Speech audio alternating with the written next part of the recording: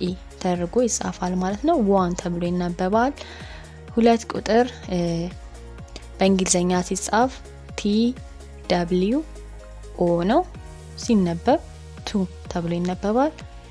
ስለዚህ 2 ቁጥር በእንግሊዘኛ ምንድነው? 2 ነው። ሲጻፍ TWO ነው ማለት ነው። 3 ጋር እንምጣ። 3 ቁጥር በእንግሊዘኛ ሲጻፍ THREE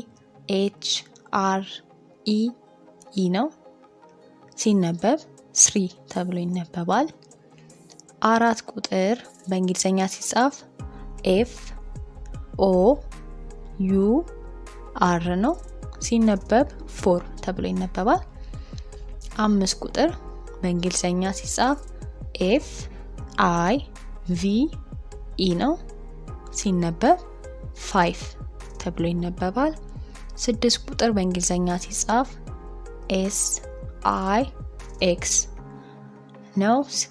ሲነበብ ደግሞ 6 ተብሎ ይነበባል። 7 ቁጥር በእንግሊዘኛ ሲጻፍ SEVEN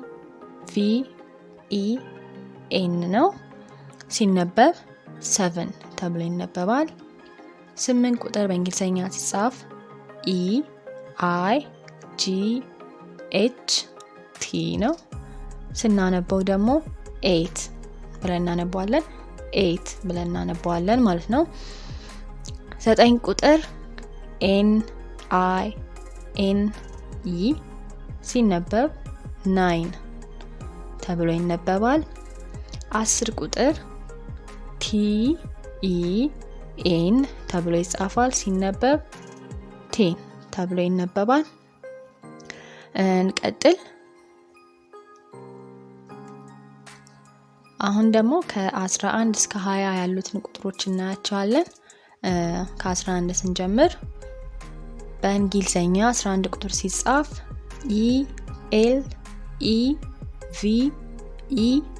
ELEVEN ነው። ስናነባው 11 ብለን እናነባዋለን። 11 ተብሎ ይጠራል ማለት ነው። 12 ቁጥር TWELVE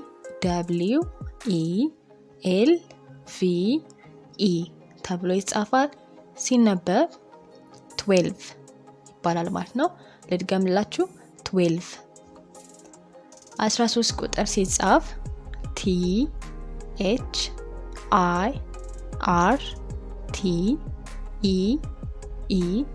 THIRTEN ሲነበብ ደግሞ 13 ይባላል። 14 ቁጥር ሲጻፍ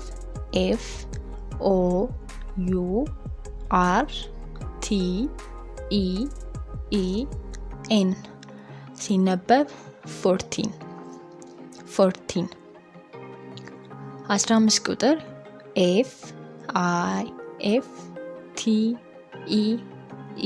FIFTEN ሲነበብ 15. 16 ቁጥር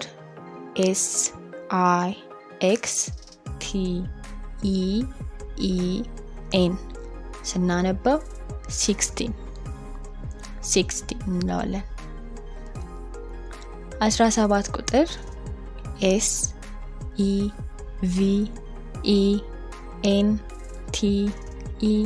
SEVENTEN 17 እንለዋለን። 17. 18 ቁጥር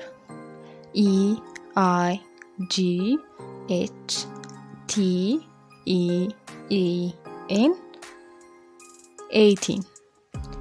18 እንለዋለን ማለት ነው። 19 ቁጥር ጋር ስንመጣ NINETEN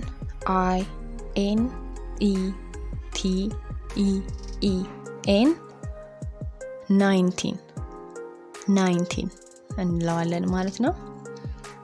20 ጋር ስንመጣ TWENTY ተብሎ ይጻፋል። ሲነበብ 20 ተብሎ ይነበባል ማለት ነው። አሁንም እንሂድ። ከ21 እስከ 29 ያሉትን እናያቸው። እሺ 21 ጀምሮ ያሉት ቁጥሮች እንዳለ እስካሁን ያየናቸው ቁጥሮች እያጣመርን ነው የምንሰራቸው። ያ ማለት ከ0 እስከ 20 ያሉትን ቁጥሮች በማጣመር ነው ከዚህ በኋላ ያሉት ቁጥሮች የሚሰሩት ማለት ነው። ስለዚህ እኛ በደንብ ማወቅ ያለብን ከ0 እስከ 20 ያሉትን ቁጥሮች ነው ማለት ነው።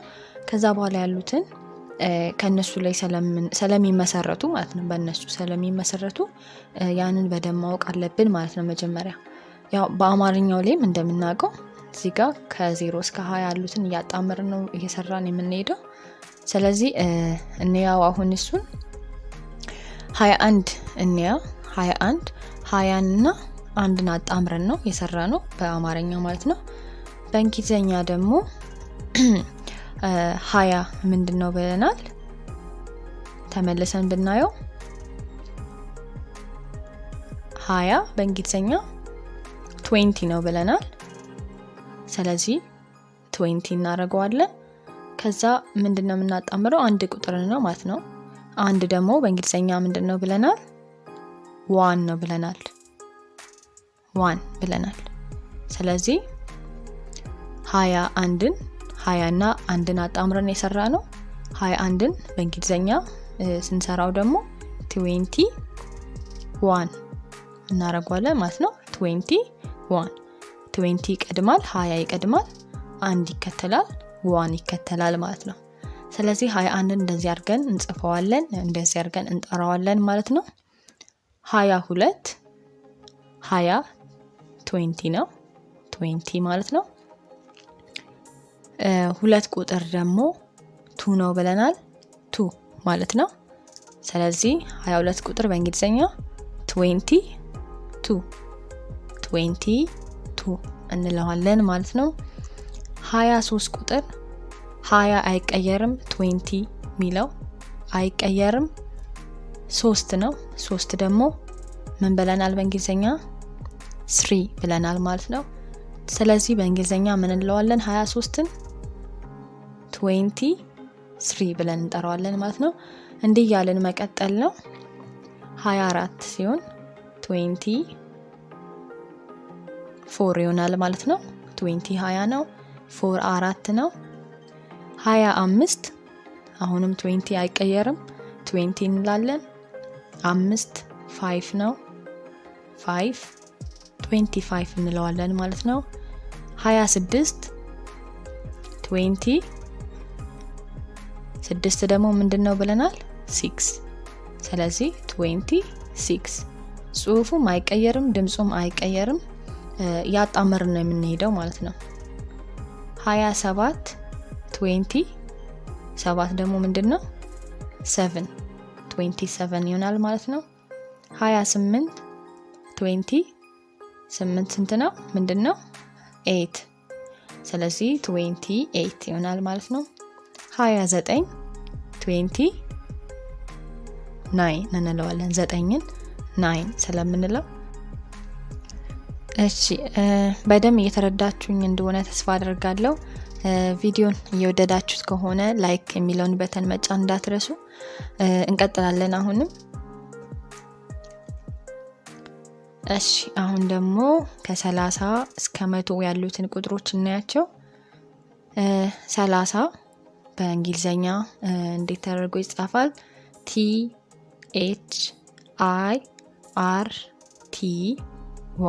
ተብሎ ይጻፋል። ሲነበብ 30 ተብሎ ይነበባል። 30 40 ደግሞ ሲጻፍ FORTY ተብሎ ይጻፋል። ሲነበብ 40 ነው። 50 FIFTY ተብሎ ይጻፋል። ሲነበብ 50 እንለዋለን። 60 SIXTY ተብሎ ይጻፋል። ሲነበብ 60 እንለዋለን። 70 SEVENTY ተብሎ ይጻፋል። ሲነበብ 70 80 EIGHTY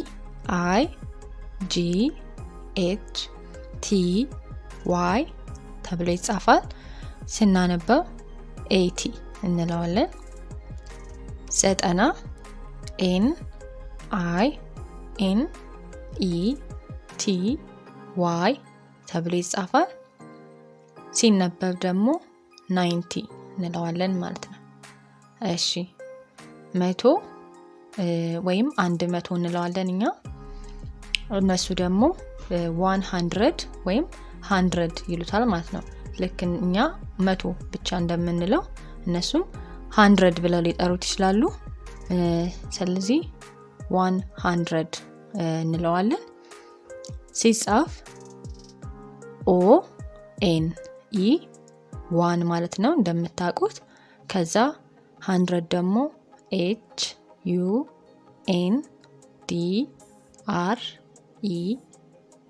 ተብሎ ይጻፋል። 100 ወይም 100 ብለን እንጠራው እንችላለን ማለት ነው መቶን። እሺ እንቀጥል።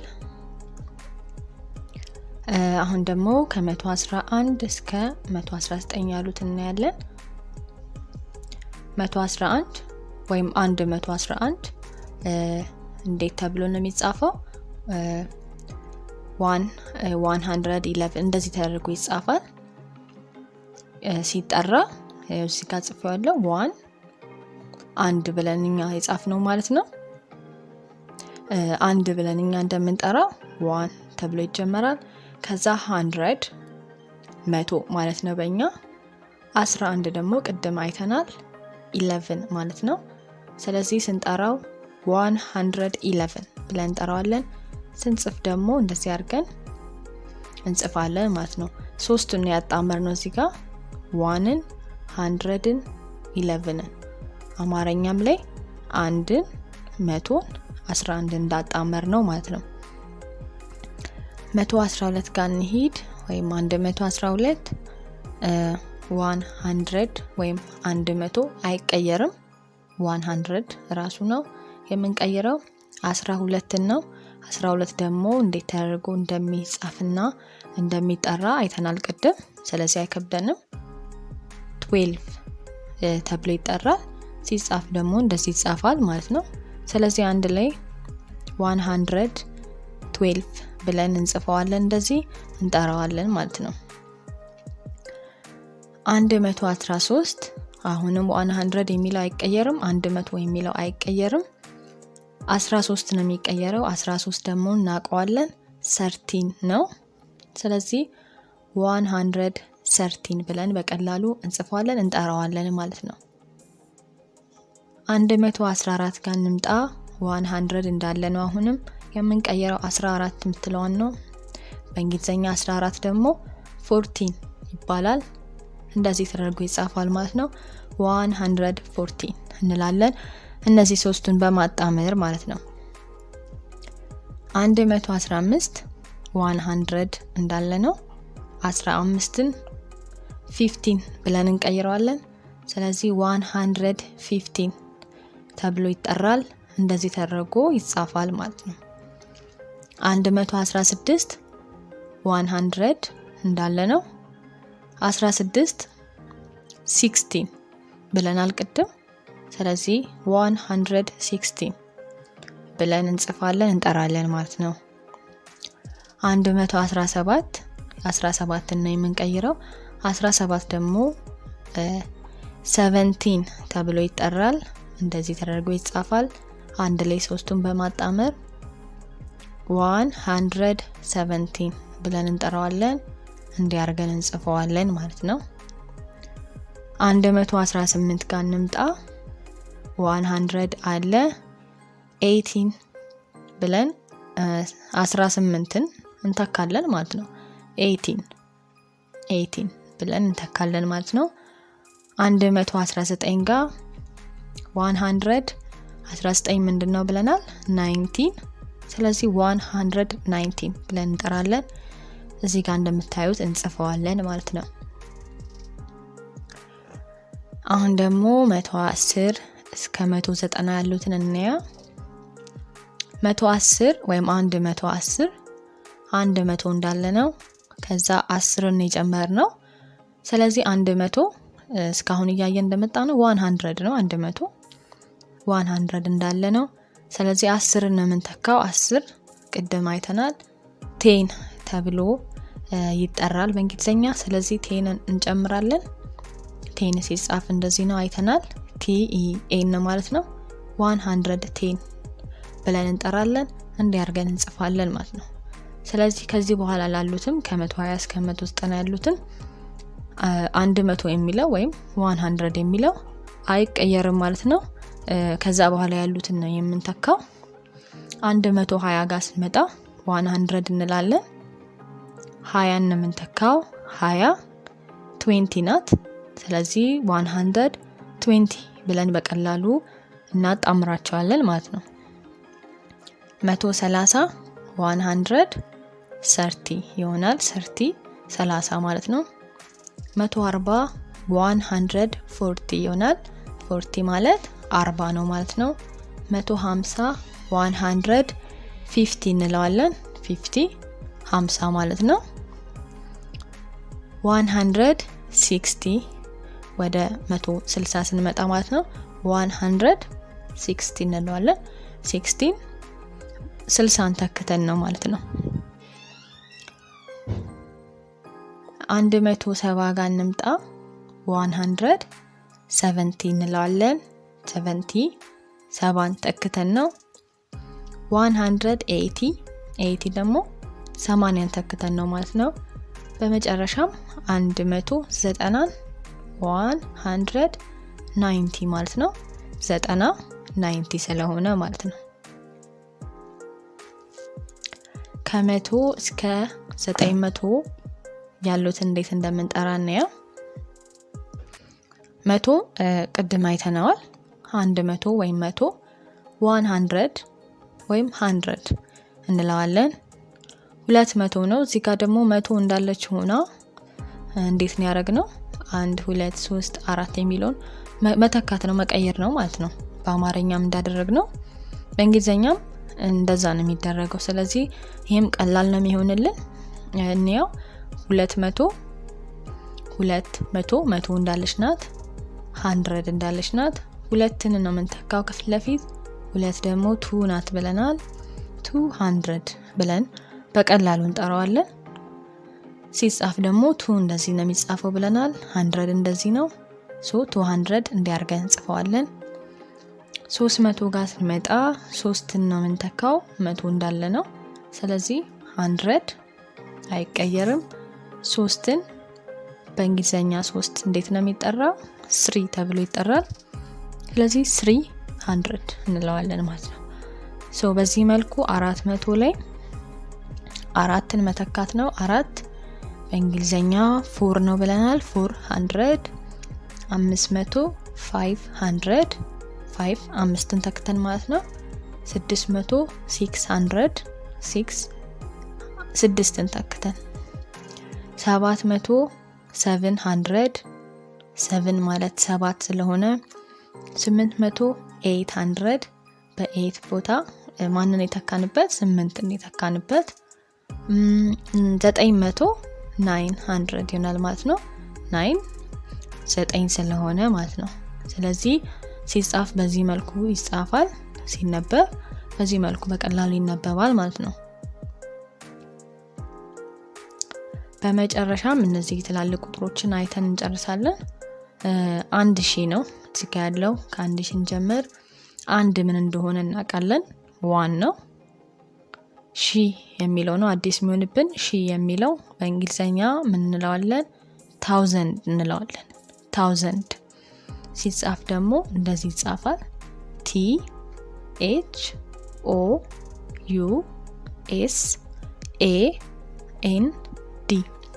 1000 ተብሎ ይጻፋል። 1000 ማለት ነው። ስለዚህ 1000 ስለሆነ 1000 እንለዋለን ማለት ነው። 10000 ያለ እዚህ ጋር 10000 ሺን ደግሞ እናውቀዋለን። አሁን 1000 ነው። 1000 እናስቀምጣለን። 10 እናውቀዋለን። 10 ምንድነው? 10 ነው ማለት ነው። ስለዚህ በቀላሉ ይሄንን 10000 ብለን መጥራት ነው ማለት ነው። 10000 የሚለውን ያንዳንዱን ተክተን ነው ማለት ነው። 100,000 አሁን እዚህ ጋር ሁሉንም እናውቃቸዋለን። 1ን 100ንም ሺንም እናውቃቸዋለን። ስለዚህ መተካት ነው ማለት ነው። አንድ ምንድነው ብለናል? በእንግሊዘኛ ዋን ነው ብለናል። 100 ምንድነው ብለናል? 100። ሺ ምንድነው አልን? አሁን 1000 ነው አልን። ስለዚህ አንድ ላይ 100,000 ብለን እንጠራዋለን ማለት ነው። 100 ሺህ ማለት ነው።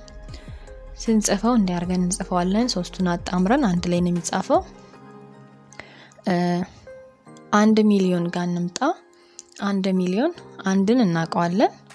1 ዋን ነው። ሚሊዮን ደግሞ አይቀየርም። በእንግሊዘኛ በአማርኛ ሚሊዮን አይቀየርም። ቅድም እንዳልኳችሁ ግን እንግሊዘኛውን እዚህ ጋር አቀላጥፈን መጥራት ከፈለግን ሚሊየን ብለን እንጠራው እንችላለን። 1 ሚሊየን ብለን እንጠራው እንችላለን። ወይም 1 ሚሊዮን ማለት እንችላለን። ሲጻፍ ሚሊዮን ወይም ሚሊየን MILLION ነው። 1 ሚሊዮን ብለን እንጠራዋለን ማለት ነው። 1 ቢሊዮን አንድ አይቀየርም። አሁንም እናውቀዋለን። 1 ነው። ቢሊዮንም በእንግሊዘኛም በአማርኛም ተመሳሳይ ነው። ግን ቢሊየን ብለን ብንጠራው አሪፍ ይሆናል ማለት ነው። ስለዚህ 1 ቢሊየን እንለዋለን። ቢሊየን ሲነበብ ሲጻፍ BILLION ነው። 1 ቢሊየን እንላለን ማለት ነው። በመጨረሻም 1 ትሪሊዮን ነው። 1 ትሪሊዮን ዋን አለች። ዋንን እናረጋለን እንጽፋለን። እዚህ ጋር ትሪሊየን አይቀየርም። አሁንም ሲጠራ ትሪሊዮን የሆነውን ትሪሊየን ማለት ነው። ስለዚህ 1 ትሪሊየን ብለን እንጠራዋለን። ስንጽፈው 1 ትሪሊየን እንደዚህ TRILLION